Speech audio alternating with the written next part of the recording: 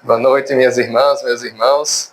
É sempre uma grande alegria vir aos Ceareiros, não só por Socorro, mas por todos vocês. É sempre muito bom, eu me sinto em casa aqui no Ceareiros. Para quem não sabe, a minha primeira palestra foi aqui no Ceareiros. Então, eu tenho um carinho especial por essa casa. Todos os convites são sempre aceitos, só quando a escala não permite. E o nosso tema de hoje, ele foi planejado dentro desse contexto do Setembro Amarelo. É um mês dedicado a falarmos com mais profundidade sobre essas questões de saúde mental, de valorização da vida. É preciso falar sobre a valorização da vida. É preciso falar sobre esses temas que muitas vezes são envolvidos por muitos tabus, mas não falar sobre o assunto não vai resolvê-lo. Nós ainda temos índices muito elevados de suicídio em nosso país e ao redor do mundo. Então, o planejamento desse Setembro Amarelo, em nível nacional, seja nas instituições públicas, nas escolas, em palestras, enfim, há uma movimentação geral para que esses temas sejam abordados, as pessoas consigam compreender como ajudar, como procurar auxílio. E nós, no Centro Espírita, somos muitas vezes procurados por pessoas que têm um familiar, um amigo, um colega de trabalho, que cometeu suicídio. E eles nos buscam, nos procuram atrás de respostas. Eles nos procuram justamente para saber o que vem após esse último ato. O que acontece com essas pessoas que recorrem ao suicídio, o que pode ser feito por elas. Dessa forma, se lá fora, estamos falando em defesa da vida, dentro do Centro Espírita é importante que também abracemos essa causa e façamos a reflexão sobre o assunto. Minhas irmãs, meus irmãos, ninguém vem para a Terra, reencarna e tem no seu planejamento reencarnatório a ideia de um dia atentar contra a sua vida. Nosso planejamento reencarnatório é elaborado com muito amor, com muito cuidado, com muita ternura. Se nós não estamos naquele momento do planejamento reencarnatório em condições de opinar, se nós naquele momento não estamos com o equilíbrio mental, o planejamento é realizado por benfeitores espirituais elevados, sábios, que nos amam, que se preocupam conosco. E eles vão elaborar esse planejamento pensando nas melhores possibilidades para que nós consigamos concluir aquele nosso objetivo. Seja uma missão, seja uma prova, seja uma expiação.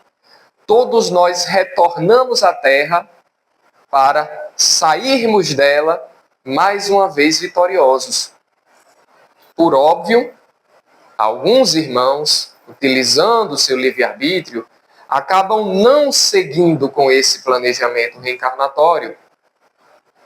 Mas nós sabemos que apenas a Deus cabe o momento de decidir quando retornaremos à pátria espiritual.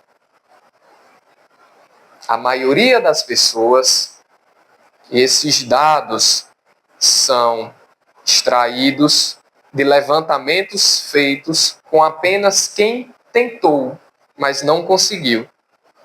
Logo, proporcionalmente, estimam-se que a maioria das pessoas que recorrem ao suicídio, elas, na verdade, não querem morrer. Elas não buscam a morte.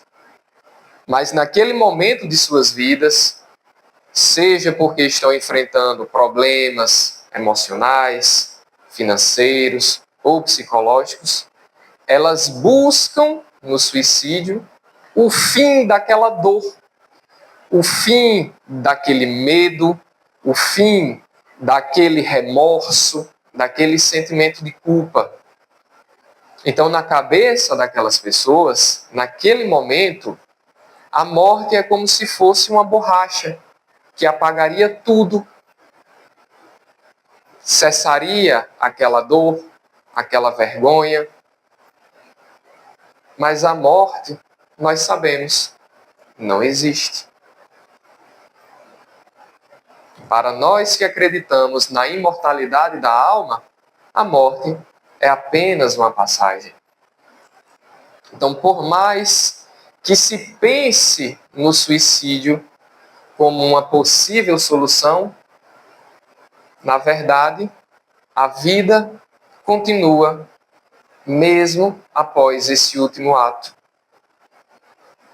Allan Kardec, já à sua época, preocupado com essa questão do suicídio, a partir da questão 943 do Livro dos Espíritos, ele vai indagando sobre esse tema, procurando compreender melhor o que se passa no além-túmulo.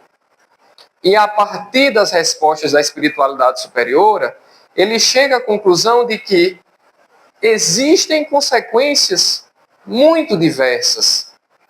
Não há uma pena pré-definida.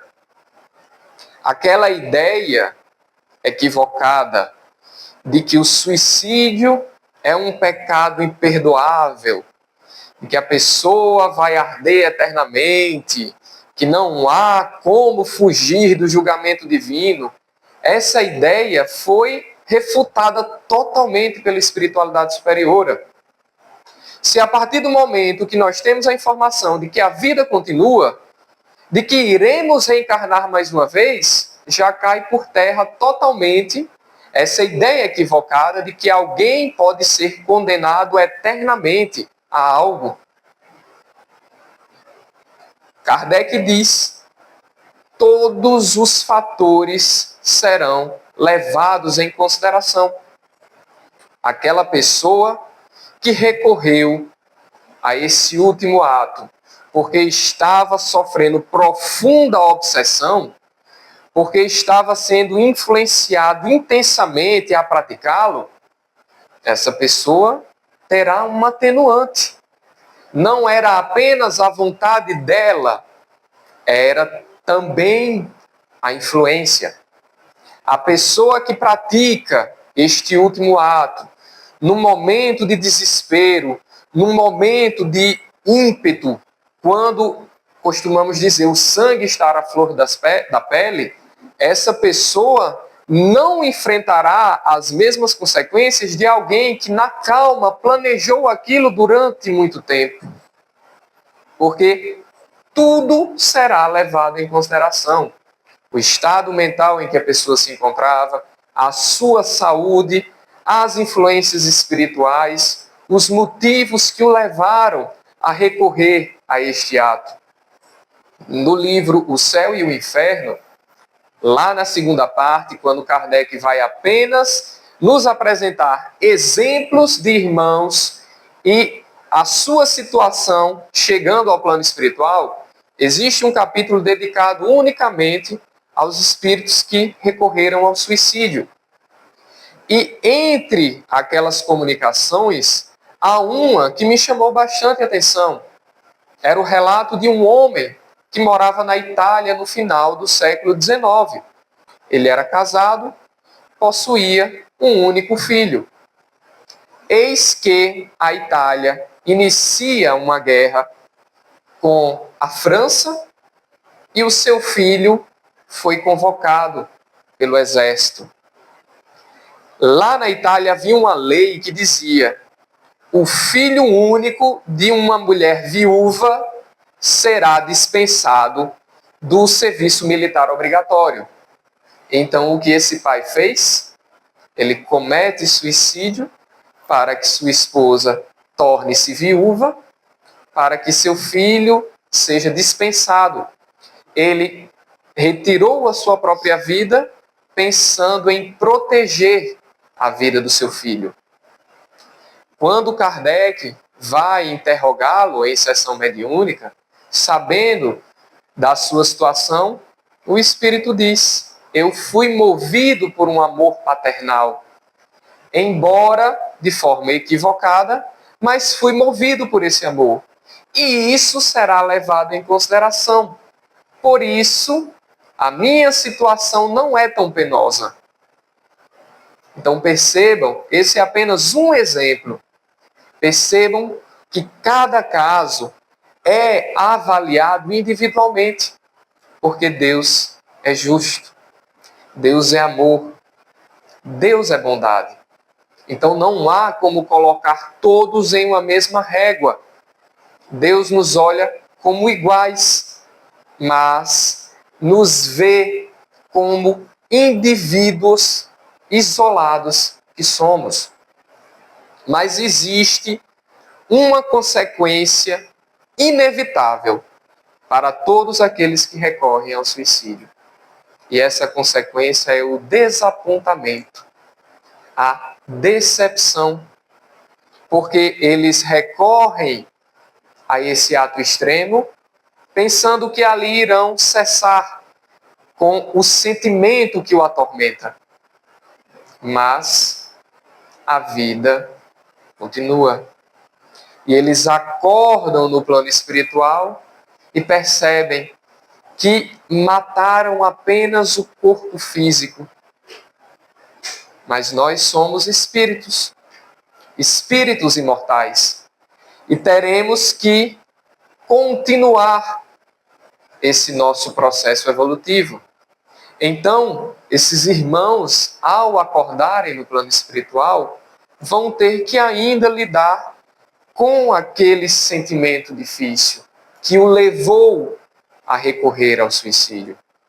Se era vergonha, se era medo, se era uma desilusão amorosa, se era um problema financeiro, eles ainda vão pensar nisso. Ainda terão que enfrentar esses sentimentos. E até nesse momento, cada um vai individualmente ser o autor da sua recuperação.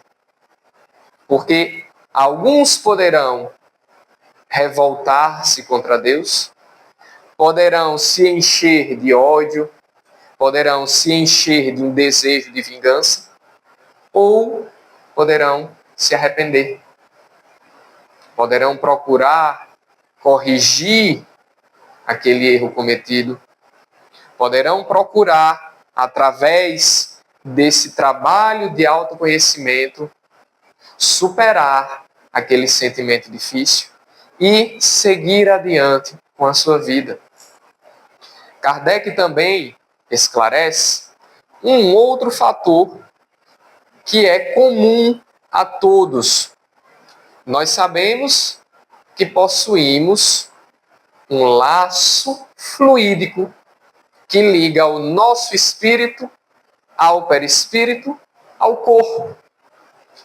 Nos casos de morte natural, esse laço vai se desfazendo gradativamente, pouco a pouco.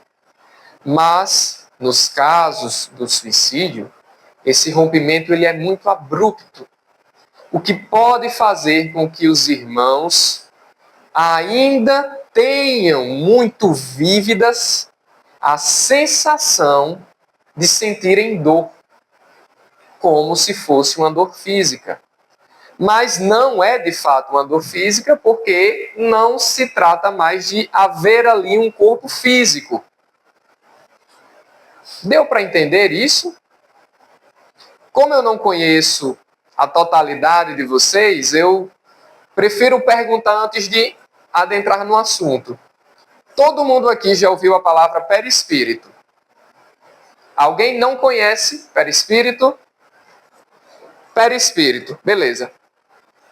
Existe um envoltório que conecta o nosso espírito ao nosso corpo, como se fosse um meio termo.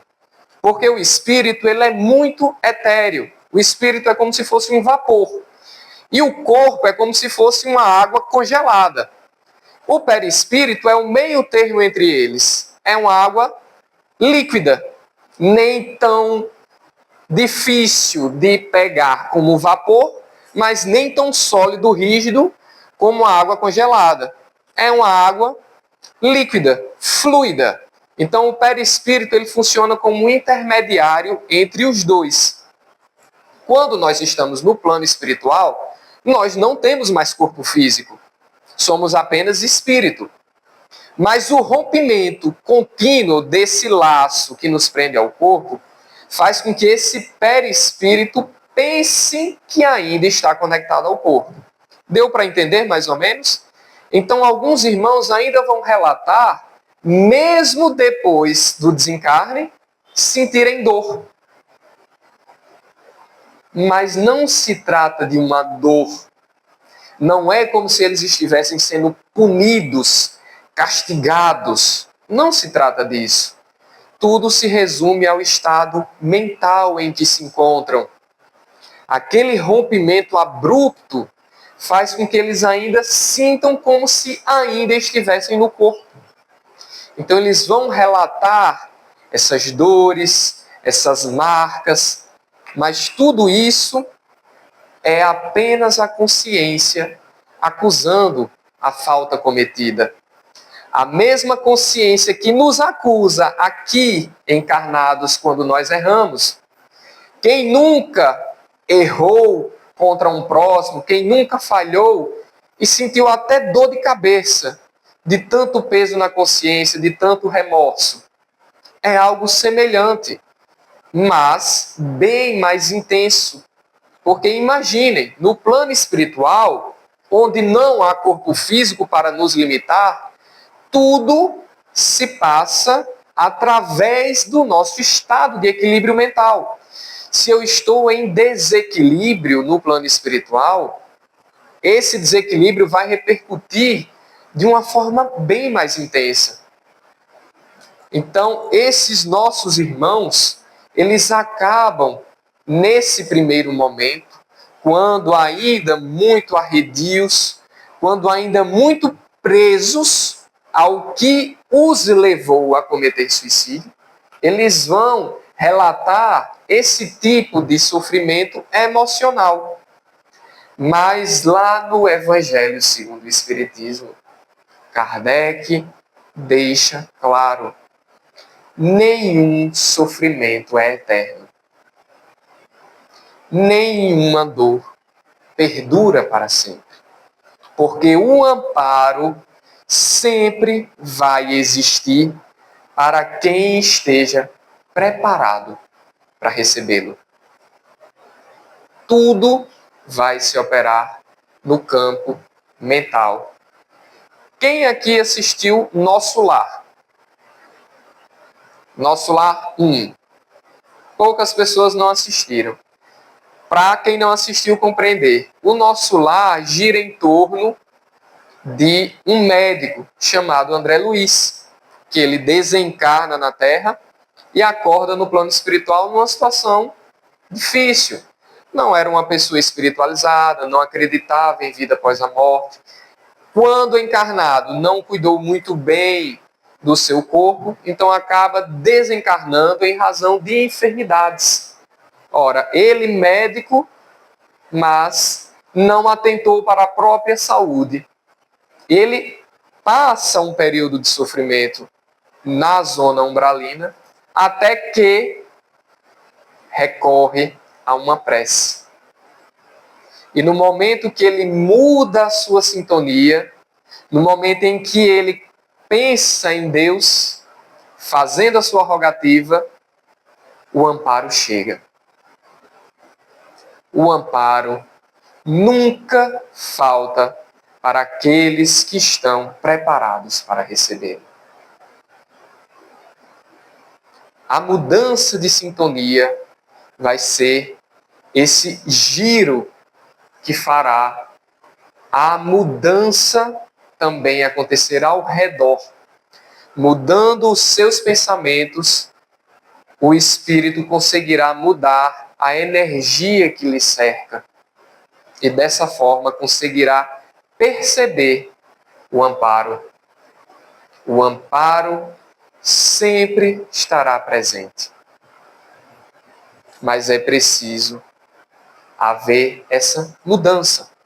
Enquanto eu estiver no plano espiritual, continuando a desejar o mal ao meu próximo, continuando a buscar vingança, continuando a culpar o outro pelo que me aconteceu, que tipos de energias estarão me envolvendo?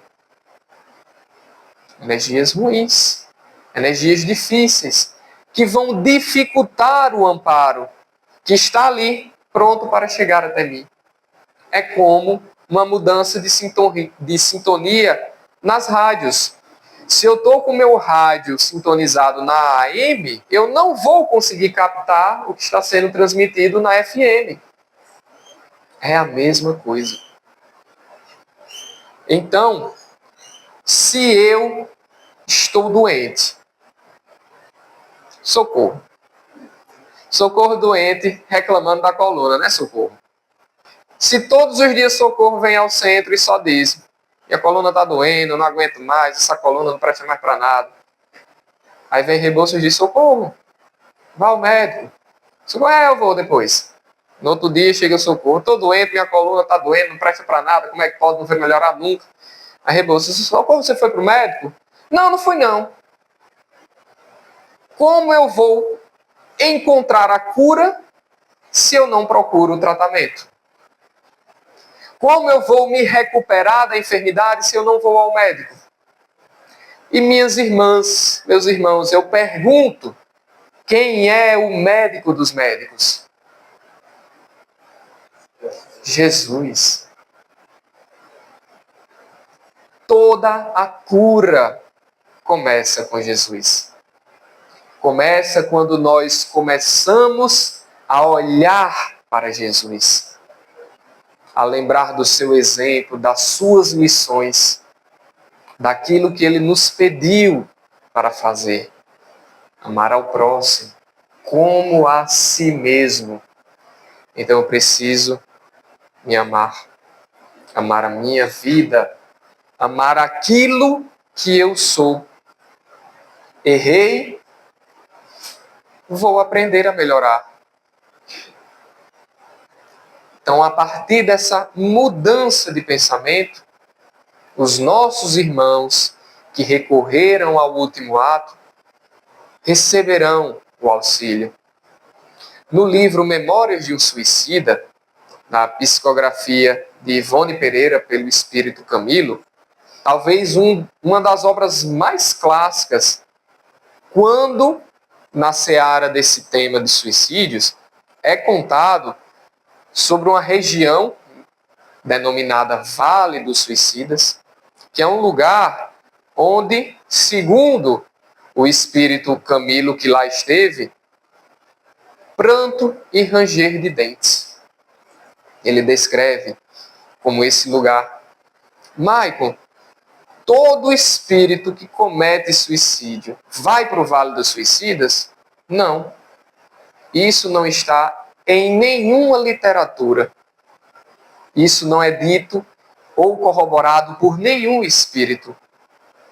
As causas são diversas, as consequências também são diversas.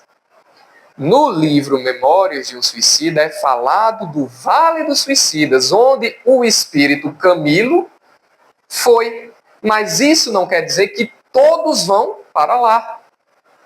Nós não podemos generalizar. E o que Camilo fala sobre o Vale dos Suicidas? Que não é um lugar onde as pessoas estão lá presas ou condenadas. Não é uma cárcere, não é uma prisão. Trata-se de um lugar onde as pessoas ficam estacionadas nas suas dores.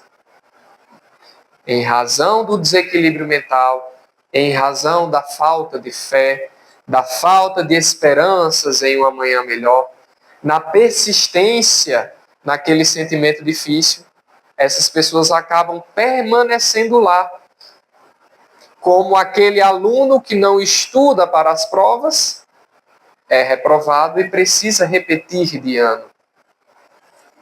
Mas Camilo também diz: constantemente, caravanas de espíritos benfazejos visitam o lugar. E esses irmãos, eles procuram resgatar todos aqueles que estão dispostos a esse resgate.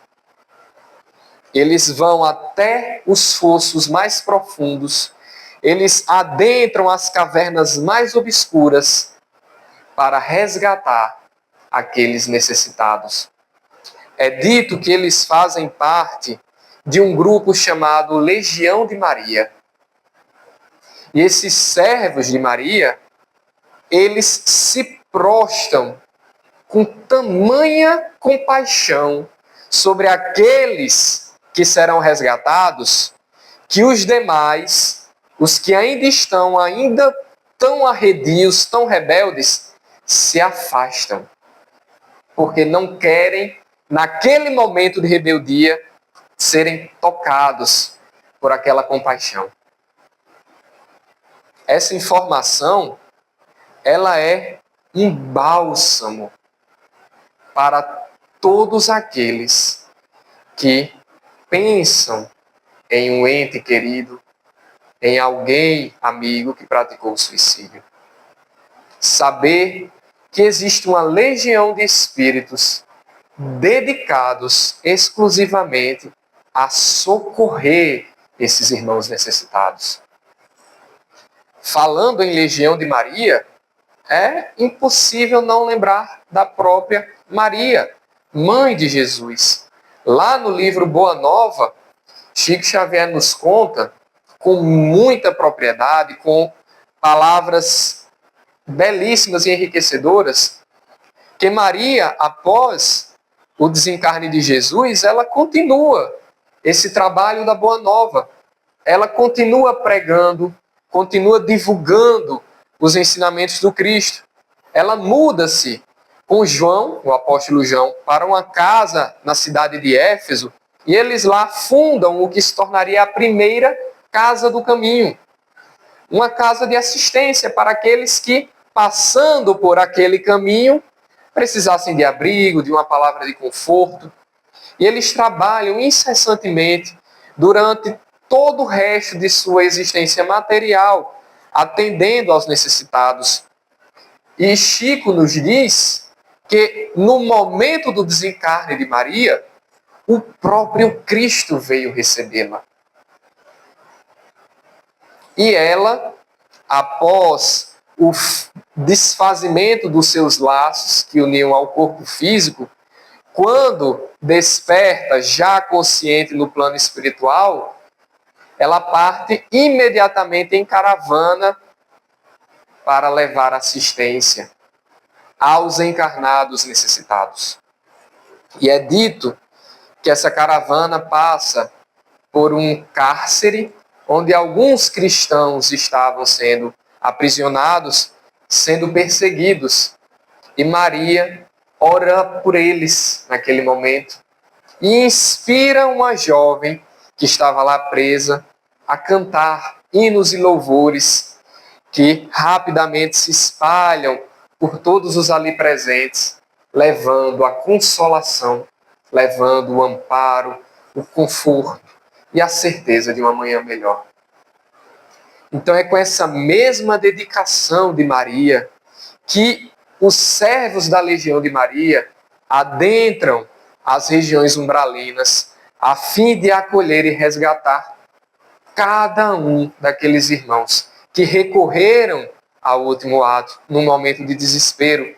E eles são colocados nas macas e carregados aos hospitais espirituais, onde receberão todo o tratamento de que necessitam.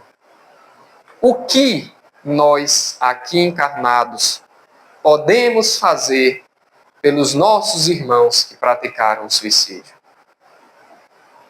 Algo pode ser feito por eles? Nós aqui podemos amenizar seus sofrimentos de alguma forma? Sim. Prece. Ah, Maicon, quer dizer que é só orar? Quando a gente diz só, parece que é pouco. Mas a prece é muito. A prece, para eles, é como se fosse uma anestesia em todas aquelas dores. No livro Memórias de um Suicida, é dito, inclusive, que quando eles estão já resgatados nos hospitais, existem aparelhos semelhantes a televisões ao lado de suas camas que reproduzem as preces dos encarnados para que eles vejam quem está orando por eles. E Kardec nos diz lá no Evangelho que essas orações são muito úteis porque eles sentem que estão ainda sendo amados, se sentem ainda queridos. E isso faz com que eles recebam nova coragem para seguir em frente.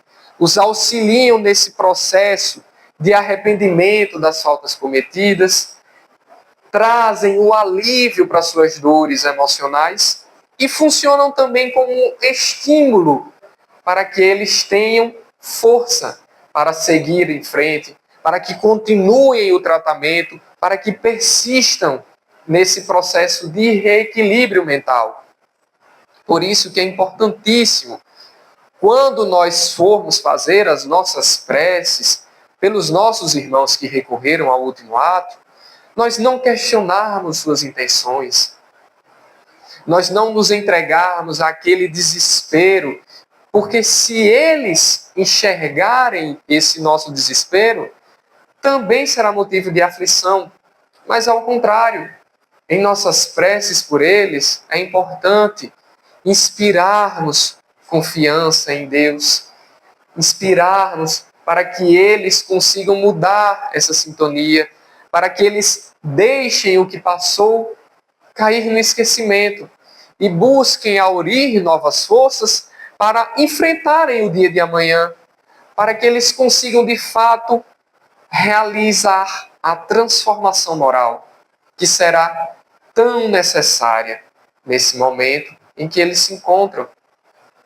Esses irmãos que são resgatados, que são encaminhados aos hospitais espirituais, eles vão receber um tratamento que pode ser bem longo, inclusive, a depender das circunstâncias individuais de cada um.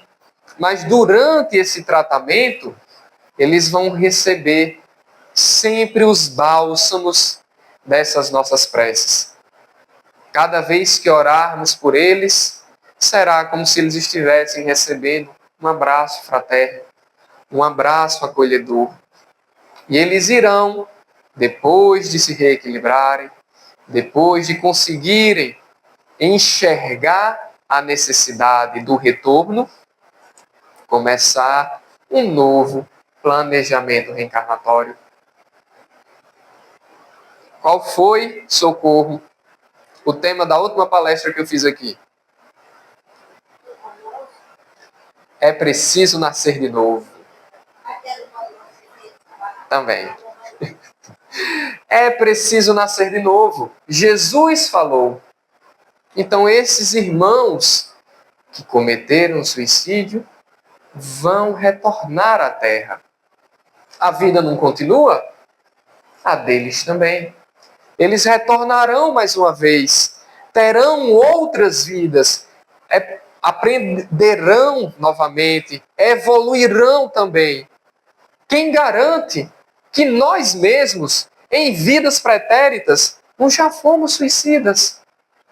E estamos aqui. Então é possível auxiliar os nossos irmãos que recorreram ao suicídio com nossas preces, com nossas rogativas, fazendo o nosso evangelho em prol deles, fazendo as nossas boas vibrações, as nossas orações para que cheguem até eles e os fortaleçam nesse processo de reequilíbrio, para que eles possam mais uma vez retornar à Terra, continuando com as suas experiências. falando em exemplos, é impossível não me recordar de um exemplo belíssimo contado pelo saudoso Divaldo Franco. Divaldo possuía uma irmã chamada Nair, que recorreu ao suicídio num momento de desespero. Nair descobriu uma traição do seu cônjuge e, num momento de desequilíbrio, após confrontar a amante do seu cônjuge, tiveram ali uma discussão e ela fica tomada de arrependimento, de remorso, de vergonha e acaba cometendo suicídio, ingerindo veneno. E Divaldo relata que ficou muito tocado pela situação de Nair, fez muitas preces por ela, pedia que um amparo chegasse até ela. Passados-se alguns anos, quando a mãe de Divaldo já estava próxima do seu desencarne, ela relata: meu filho, estou vendo Nair aqui. Ela clama por mim. Ela pede para que eu chegue logo ao plano espiritual para auxiliá-la, para tirá-la daquele sofrimento, daquele desequilíbrio. Ora por ela, Divaldo. E Divaldo diz que quando percebe sua mãe retornar ao plano espiritual, quando percebe o desfazimento daquele laço que a prendia ao corpo, ele teve certeza de que ela foi em busca de Nair para auxiliá-la. Passados-se alguns anos, Divaldo certa vez vê a sua mãe em espírito dizendo: Divaldo, Nair irá voltar. Voltará aqui na cidade de Salvador, onde Divaldo residia. E Divaldo pensa: será, minha mãe, que eu vou conhecê-la? Será que eu vou conseguir fazer algo por ela? A mãe diz: rogue a Deus que sim. Passados-se alguns anos, Divaldo é chamado à portaria da Mansão do Caminho, onde uma mulher acaba de chegar, extremamente frágil, passando por muita fome, tomada das dores em consequência da fraqueza, da desnutrição. E Divaldo enche-se de compaixão e vai recebê-la. E ao se aproximar, a mulher diz: estou com muita fome, não tenho nada para comer. Eu sei que eu vou morrer, mas cuide pelo menos da minha filha. E aí Divaldo vê, enrolado em um pano sujo, nos braços daquela mãe, uma bebezinha, recém-nascida, com o lábio leporino. Aquele lábio que nasce com a má formação, não é fechado, como se fosse uma cicatriz aberta. Ao olhar aquela criança, Divaldo vê a sua mãe em espírito dizendo: aí está Nair. Eu me emociono quando eu falo disso. Se eu chorar, não se preocupe, faz parte. Divaldo, então, acolhe aquela mãe com aquela criança e ele pensa: esse lábio leporino provavelmente é consequência do veneno ingerido. Porque a marca que aquele veneno deixou no antigo corpo passou para o perispírito.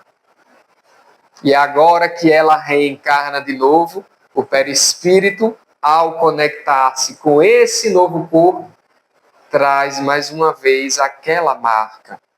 Maicon, significa que toda pessoa que nasce com lábio leporino é porque tomou veneno na vida passada? Não. É apenas um caso. O caso específico de Nair. E Divaldo acolhe aquela mãe com aquela criança e elas ficam lá na Mansão do Caminho. O tempo vai passando, a criança vai crescendo e Divaldo diz que certo dia, caminhando pelo jardim, escuta aquela voz dizendo: Didi! E ele toma um espanto, porque a única pessoa que o chamava de Didi era Nair. E quando ele procura, vê a criança correndo em direção aos seus braços. ela contando naquele momento com mais ou menos 5 a 6 anos de idade. E ela corre, abraça ele e diz: Didi, eu voltei. Num momento em que ela consegue recobrar a sua consciência das vidas pretéritas. E Divaldo coloca ela sentada em sua perna e eles conversam. Ela pergunta: Didi, eu não vou viver muito, não é? Esse meu corpo aqui, ele está muito frágil.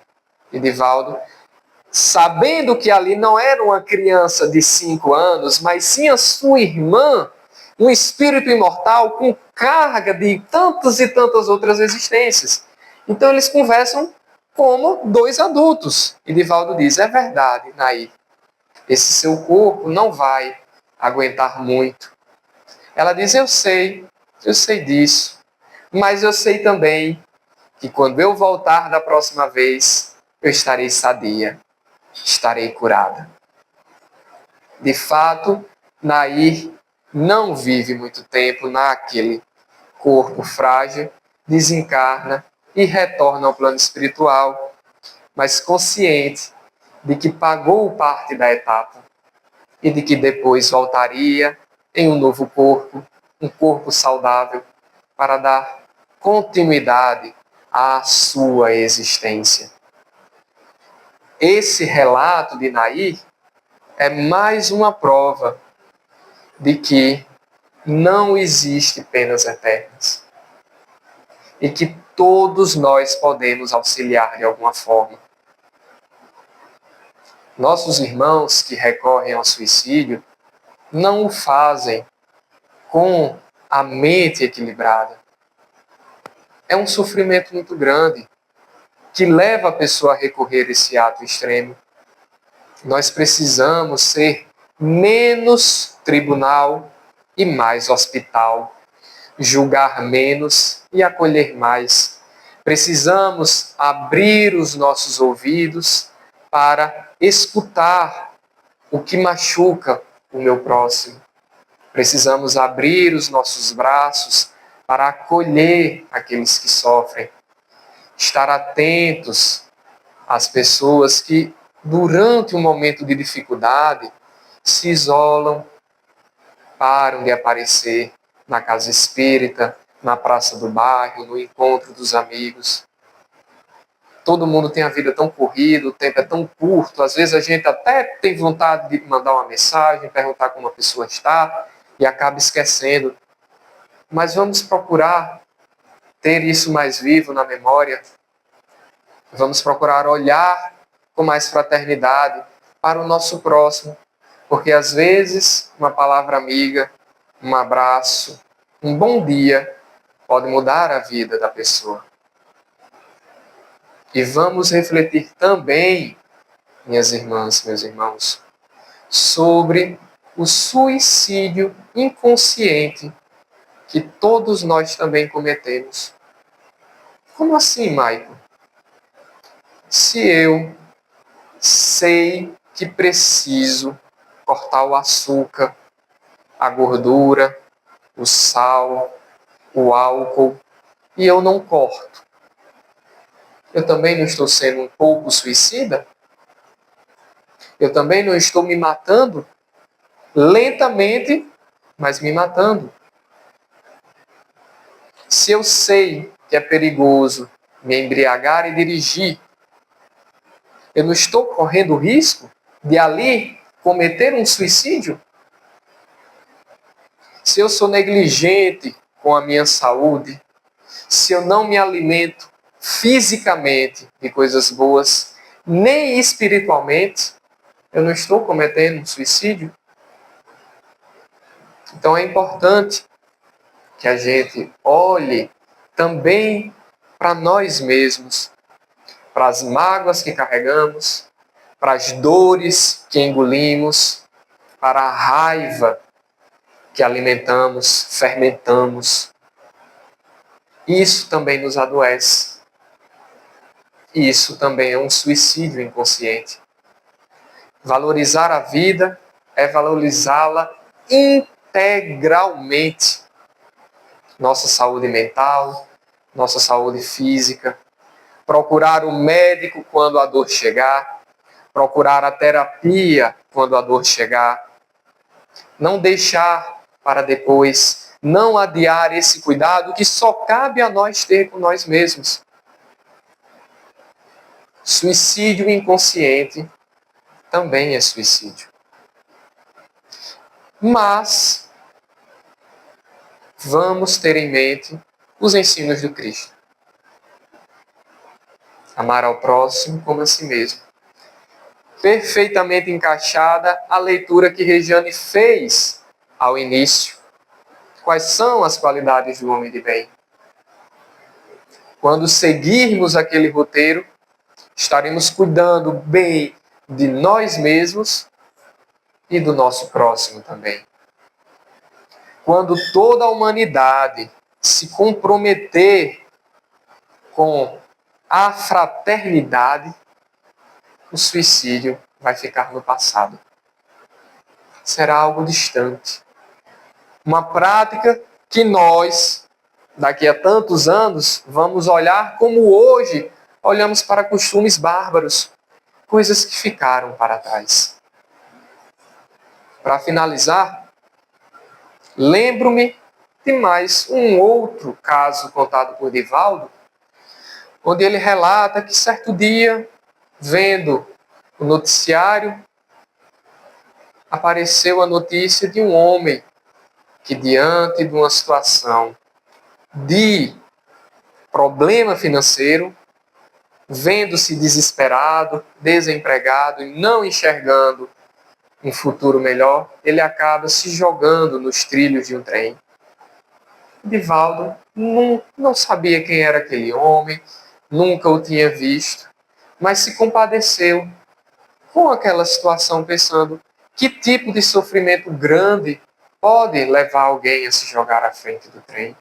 Então Divaldo anotou no seu caderninho o nome daquele homem. Era um caderninho que ele tinha que fazia anotações de nomes para que ele orasse por aquelas pessoas. E sempre que pegava o caderninho, ele orava por aquele homem. Divaldo conta que, passado 10 anos, ele já nem se lembrava mais daquela história, daquele ocorrido.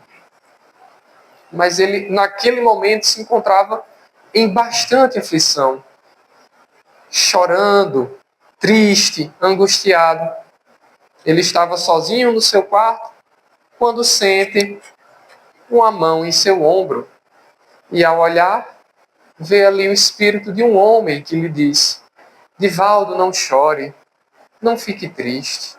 Se você está chorando, quem estará consolando nós que sofremos? Divaldo, oh, meu irmão, é porque eu realmente estou passando por um momento difícil aqui. Mas quem é você? E ele diz: eu sou aquele homem que se jogou à frente do trem. Durante muito tempo, tudo o que eu conseguia ver era apenas aquele trem passando por mim.